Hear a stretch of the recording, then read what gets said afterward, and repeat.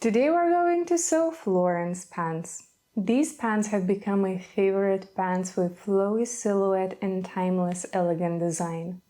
Wide legs of the pants and huge pockets guarantee comfort, while invisible zipper at the back and gathers at the front keep that silhouette smooth and flowy. These pants are made using my Florence sewing pattern, which comes in 9 sizes. I will add pattern link in the description box down below. This design is created for woven fabrics. I recommend fabrics like wool for the luxurious look. Linen fabrics will feel amazing and breezy on hot summer days, and drapey fabrics like Barbie Marchiano will emphasize the flowiness of the silhouette. Barbie fabric also does not wrinkle much, making it perfect for everyday wear. You will also need an invisible zipper and 2 types of fusible interfacing. Before we start, I want to give a few helpful tips for cutting this pattern. When placing pattern details, make sure that the gray line goes parallel to the fabric edge. Mark all notches on pattern details, as they will help us correctly assemble the pants. Once the fabric is cut, let's move to the first step, which is applying interfacing. Preparation is key when creating a professionally looking garment, and fusible interfacing is what's going to elevate our garment quality to the next level. So before we start, let's apply fusible interfacing. The interfacing I'm going to apply is very lightweight fusible interfacing for woven fabrics. I'm going to add it on the wrong sides of both waistbands details. And I'm also going to apply it at the bottom of the pants on all front and back details. I'm adding 3 cm width strap above the hemline. This will add structure to the hem and pants will drape better. Second interfacing I'm using is tape of reinforced fusible interfacing. This interfacing is stronger and I'm going to apply it where pants need extra support. On back details, I'm adding interfacing tape on the zipper line. I'm also adding interfacing tape on the zipper line of one of the waistband details. On the front details, I'm adding tape on the pocket line. Once the interfacing is applied, let's begin sewing our pants. And we will begin by pockets. This design has huge pockets that will fit anything you need. They are also surprisingly easy to sew. Take pocket facing detail and place it on top of pants front detail, aligning the edges. Pin it in place, and now we are going to sew 1 cm from the edge. Once you sew the seam, unfold the pocket facing and push all seam allowance towards the facing side. Sew 1 mm from the edge on the facing side. This seam is called understitching, and it will ensure that the pocket facing is staying on the inside of the pocket. Now that the understitching is sewn, fold the facing to the pants side and press so that the edge seam is staying on the facing side. After pressing from the right side of the garment, you can see clean finished pocket edge with no visible seams, and on the inside of the garment you can see seam line and understitching. Next step is to put pocket detail on top of the facing and base stitch around the curvy part. On your sewing machine, sew around the base stitched part and neaten raw seam allowance. Press the pocket and it's finished.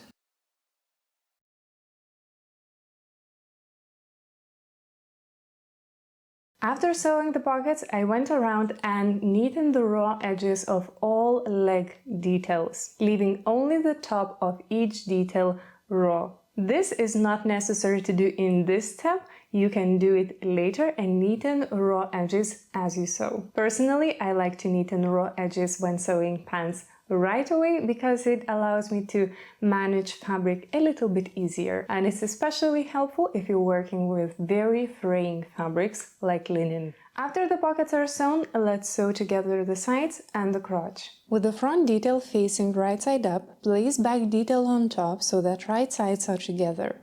Pin both sides of the leg together and sew. Once finished sewing, press the seam open. The open press seam will look like this from the inside, and on the right side of the fabric it will look like this. Finish the second leg exactly the same way. The next step is to sew the crotch part. One leg should be facing right side out, and the other leg should be facing wrong side out. Put the right side facing leg into the wrong side facing leg. Now we're going to pin the crotch seam and first align the center seam. Then pin just below the zipper line and continue pinning all around the crotch. Sew the seam from the top all the way till you reach the zipper line beginning. Press the seam open. Your pants should now be looking like this, with crotch center seams nicely matched. After the sides are sewn, let's create the gathers in the front. To create front gathers, first make sure you have marked the pattern notches at the top of the front detail. These notches should be marked on both leg sides. Using longest straight stitch, sew 2 parallel lines between the notches.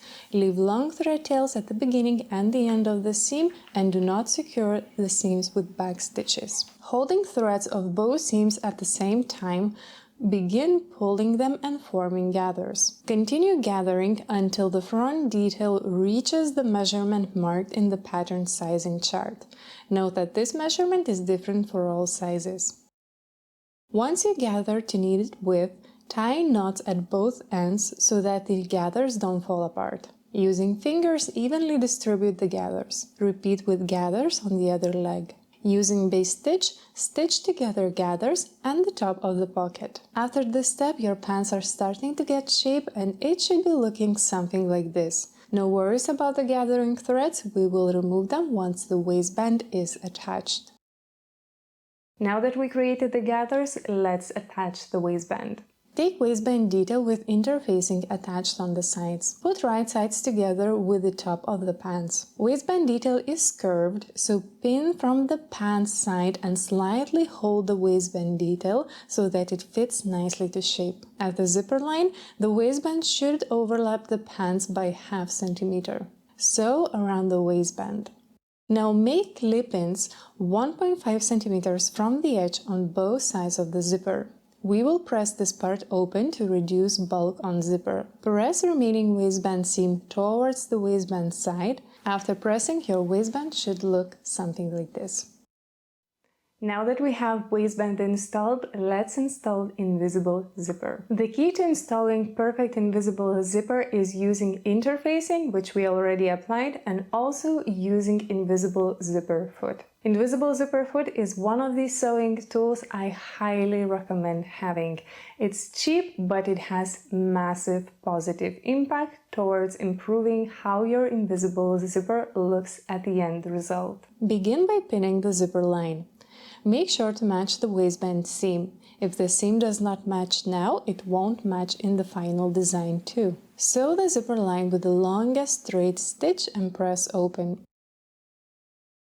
Once the zipper line seam is pressed open, gently remove those long stitches. With this step, we've created a clear line which will allow us to position the zipper correctly and make it truly invisible. Now, using base stitch, I install one side of the zipper, making sure that there is no waving or gathering. On sewing machine, using an invisible zipper foot, sew zipper to place.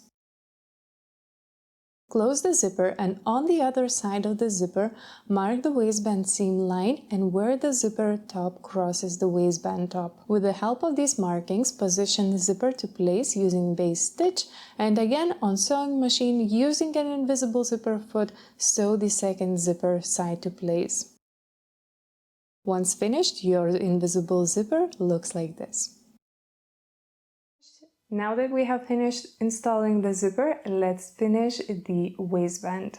Take second waistband detail, our facing, and trim sides about 1 centimeter. Put both waistband details right sides together and base stitch on the zipper tape. Using straight stitch, sew along the base stitch line on both sides of the zipper. Next, pin both waistband details at the top. At the zipper line, fold the edge like this towards the waistband facing detail on both sides of the zipper. Sew around the waistband top. While at sewing machine, unfold the facing, push all seam allowance towards the facing and do under stitching on the facing side a few millimeters from the seam.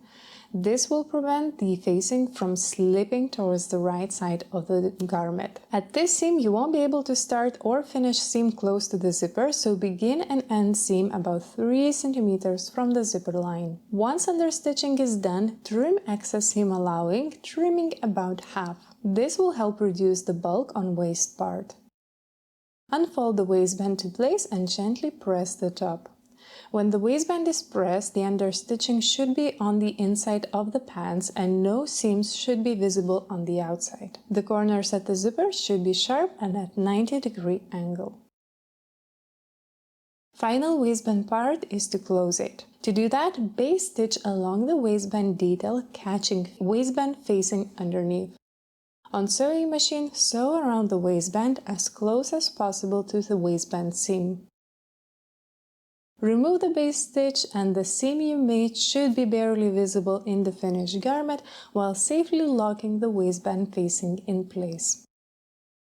Now we have only final part left, which is hemming our pants. Fold hem to the inside, press and secure with base stitch. This will help us create a truly invisible hem. Using invisible hand stitch, secure hem in place. I have a very detailed video on how to create the perfect invisible hem, so I will link it in the description box down below. After your pants are hemmed, give it a good final press and you're finished. I hope you enjoyed creating your own Florence pants and hopefully they will become favorite pants in your wardrobe. Thank you for watching today and I will see you next time. Bye!